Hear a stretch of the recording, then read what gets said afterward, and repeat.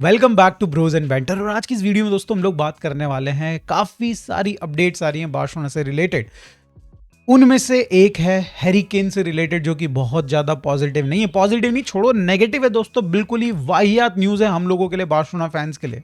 साथ में दोस्तों हम लोग बात करेंगे उपमकानो की रिलेटेड भी सिमिलर काइंड ऑफ रिपोर्ट्स आ रही हैं, इसके ऊपर हम लोग नज़र डालेंगे। हम लोग बात करेंगे कि एंडरसन एटलांटा का सीडीएम, उसका जो एजेंट है उसने क्या कहा बार्सिलोना के बारे में, एंड क्यों इसने एक्चुअली ऑफर किया एंडरसन को बार्सिलोना को।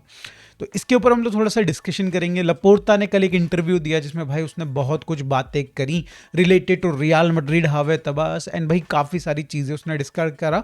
बट हम लोग उनमें से कुछ चुनिंदा पॉइंट्स को डिस्कस करेंगे अपनी इस वीडियो में। तो दोस्तों इसके सिवाय भी छोटी मोटी अपडेट्स है जो मैं आपके साथ शेयर करता रहूँगा। बट शुरू करते हैं सबसे पहले दोस्तों हैरी केन की बुरी न्यूज़ के साथ।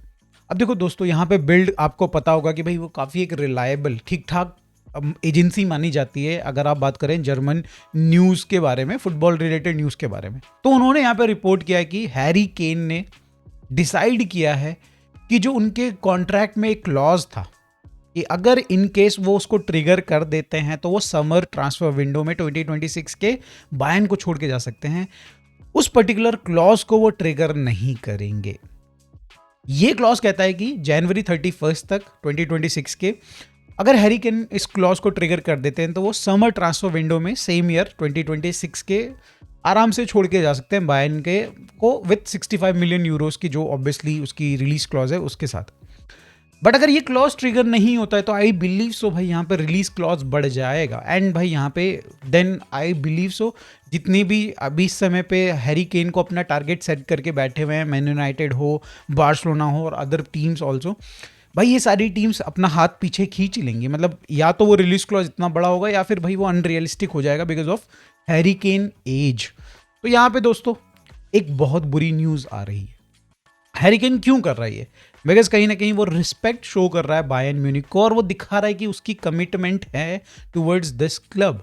तो वो काफ़ी मतलब उसको प्यार मिला है, आई बिलीव सो। बायर्न में काफ़ी उसने अपने मतलब करियर को रीडिफाइन किया है इस पर्टिकुलर क्लब में ज्वाइन करने के बाद। He has one a lot of trophies also. तो मतलब भाई कुल मिला के आपको पता है कि भाई मतलब वो फेवर वापस रिटर्न कर रहा है बायर्न म्यूनिख को। तो दोस्तों ये एक बहुत ही बुरी न्यूज़ है बार्सिलोना फैंस के लिए, बिकॉज एवरीवन वाज एक्सपेक्टिंग कि भाई यहाँ पे हैरी केन तो हम लोग ट्राई करेंगे कि लेके आना ही है।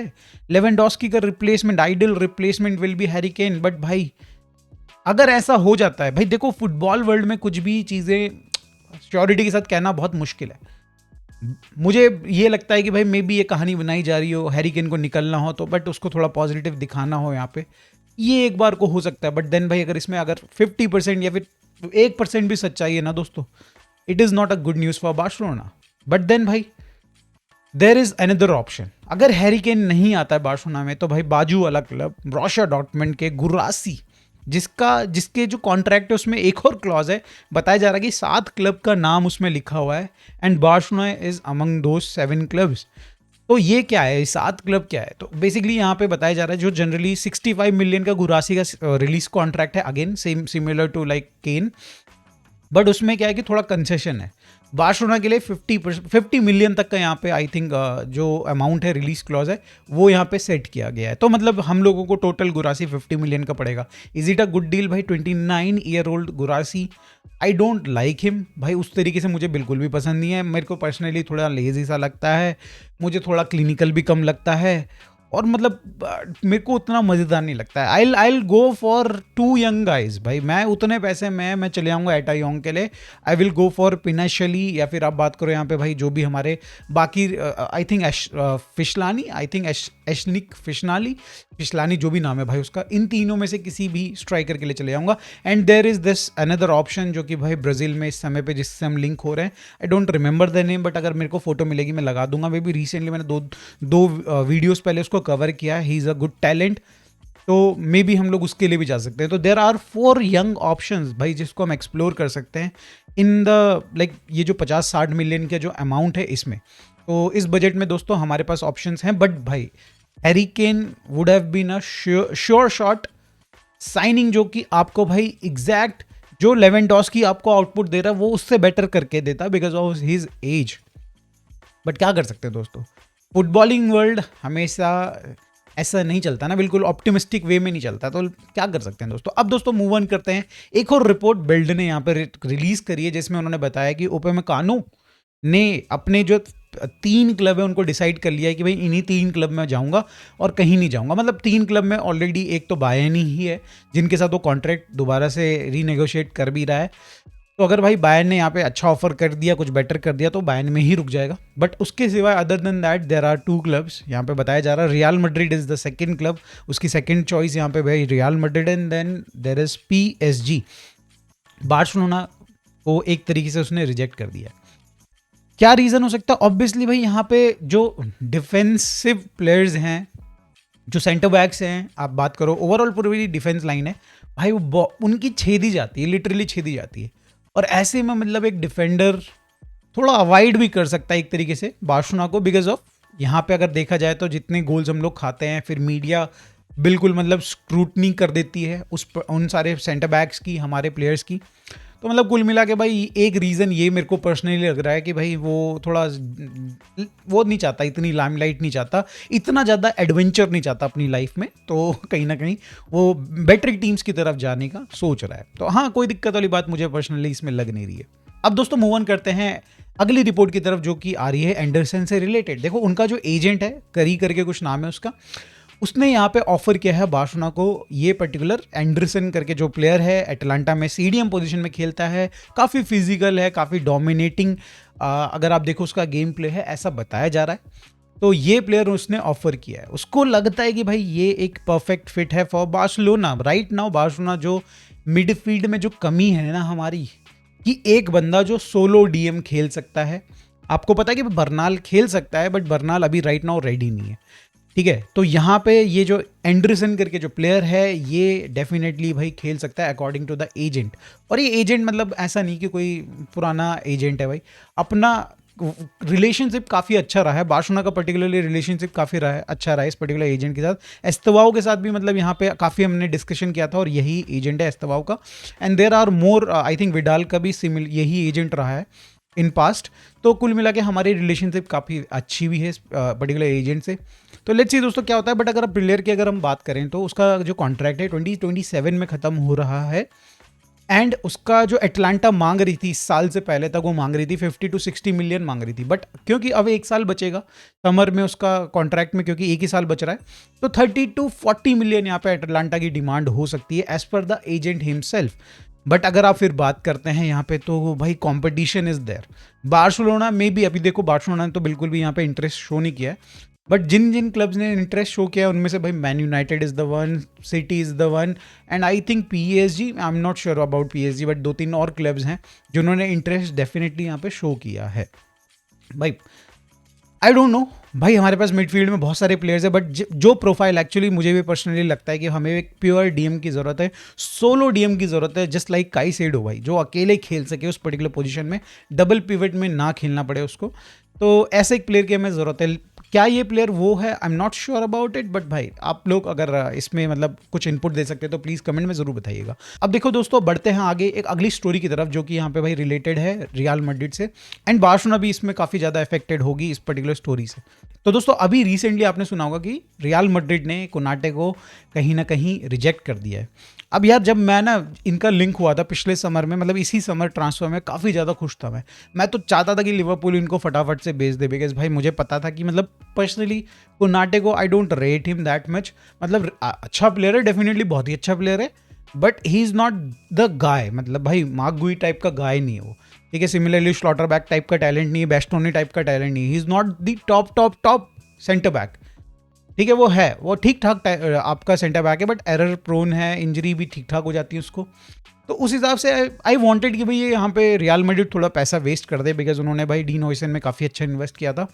तो मुझे लग रहा था कि भाई वो ले लेंगे तो भाई हमारे लिए, बार्सिलोना फैंस के लिए भाई एक अच्छा चीज़ होगा कि वो गलत डिसीजन ले रहे हैं मेरे हिसाब से। बट भाई जिस तरीके से कोनाटे का सीज़न गुजरा है, उनको अब लगता है कि भाई Konate is not the guy, उनको भी समझ में आ चुका है। एंड भाई कहीं ना कहीं उन्होंने बैक डाउन कर लिया इस पर्टिकुलर डील से, कोनाटे को छोड़ दिया भाई उसको बीच समंदर में ला के छोड़ दिया है, ठीक है। अब उनकी नज़र पड़ी है मार्क गुई की तरफ। और भाई आपको पता है रियल मैड्रिड एक ऐसी टीम है जो कि भाई लिटरली हंटिंग करती है जो भी यहाँ पे आपके फ्री एजेंट्स होते हैं उनके लिए। तो मतलब यहाँ पे मतलब भाई सीरियसली भाई रियल मैड्रिड और फ्री एजेंट्स का तो ऐसा नाता बन चुका है इस समय पे कि भाई मतलब मत ही पूछो। दुनिया भर के मतलब फ्री एजेंट्स ऐसा लगता है रियल मैड्रिड में भरे पड़े हैं। तो या अगेन मार्क गुई के लिए यहाँ पे जा रही है, काफ़ी ज़्यादा इंटरेस्टेड है। और भाई ऐसा ना हो कि भाई विंटर में ही उठा के लिया है मार्क गुई को। तो Barcelona has to move very swiftly. ठीक है, हम लोगों को जो भी हम लोग भाई जो भी चीज़ करनी है भाई फटाफट से करो, बिना किसी को हवा लगे करो अगर करना चाहते हो इन टर्म्स ऑफ मार्क गुई। बिकॉज भाई यार बहुत ही प्यारा टैलेंट है और फ्री एजेंट है। हाँ ऑब्वियसली हमें थोड़ा उसको सैलरी थोड़ी सी हाई देनी पड़ेगी, उसको थोड़ा सा ज्वाइनिंग बोनस देना पड़ेगा, बट यार भाई इससे बढ़िया ऑप्शन नहीं होगा, इससे बढ़िया ऑप्शन नहीं होगा दोस्तों। बहुत बुरी न्यूज़ है फॉर बार्सिलोना, क्योंकि यहाँ पे भाई कई सारे बड़े क्लब्स इन्वॉल्व हैं। लिवरपूल इज़ देयर, आप बात करो यहाँ पे कहीं ना कहीं भाई चेल्सी भी बीच में आई थी, but I am not sure कि चेल्सी घुसेगी इस रेस में। रियल मैड्रिड ने ज्वाइन कर लिया है एंड मे बी और बड़े बड़े clubs, in fact like Bayern obviously they can also join that race. तो भाई बार्सिलोना तो ऑब्वियसली यहाँ पे हम लोगों के पास तो बहुत बड़ी डिसएडवांटेज है, बट अगर हम लोग कुछ करना चाहते हैं, कुछ इस क्लब को बेटर करना चाहते हैं, तो भाई हमें मूव करना पड़ेगा राइट नाउ। तो दोस्तों मूव ऑन करते हैं अगली स्टोरी की तरफ, जो कि आ रही है लपोर्ता से रिलेटेड। और कल उसने इंटरव्यू में काफ़ी कुछ चीज़ें बोली हैं रिलेटेड। उसने हावियर तेबास एक चीज़ बोली है कि भाई क्या ये आदमी पुरुष ही नहीं है, ये महापुरुष है, महापुरुष है। मतलब लिटरली उसने नोबल गाय करके वर्ड यूज़ किया है जब वो डिफाइन कर रहा था पेरेस को। पार्टी बदल लिया साला, कि भाई ये सॉरी हावियर टेबास को, मैं किसके बारे में बात करने लग गया, राइट। तो हावियर टेबास के लिए वो बोलता है कि भाई ये जो है ना मतलब काफ़ी अच्छा रिलेशनशिप धीरे धीरे हमारा होता जा रहा है with Javier Tebas and La Liga, but the relationship is not special one. मतलब भाई यहाँ पे वो पॉइंट आउट कर रहा है कि जिसका स्पेशल रिलेशनशिप है ला लीगा का, वो मे बी हम वो क्लब नहीं है, कोई और क्लब है। और साथ में दोस्तों उसने ये भी कहा कि भाई हावियर टेबास को किसी तरीके से हटाया जाए, रियल मैड्रिड चाहती है एंड यहाँ पे भाई पेरेस चाहता है, एंड जब वो हटेगा तो they can put there guy in that position. मतलब ऐसा वो बोल रहा है। अगर इस चीज़ में अगर आप इसको थोड़ा वेरीफाई करना चाहते हो तो भैया उसने ये भी एग्जांपल दिया कि पिछले पास्ट में अगर आप देखें तो CTA जो रेफरी की कमेटी होती है जिसमें 5 से 7 लोग होते हैं जनरली, तो जब भी एक कमेटी बनी है इसमें हमेशा सपोर्टर्स ऑफ रियल मैड्रिड कहीं ना कहीं 1 या 2 आ ही जाते हैं।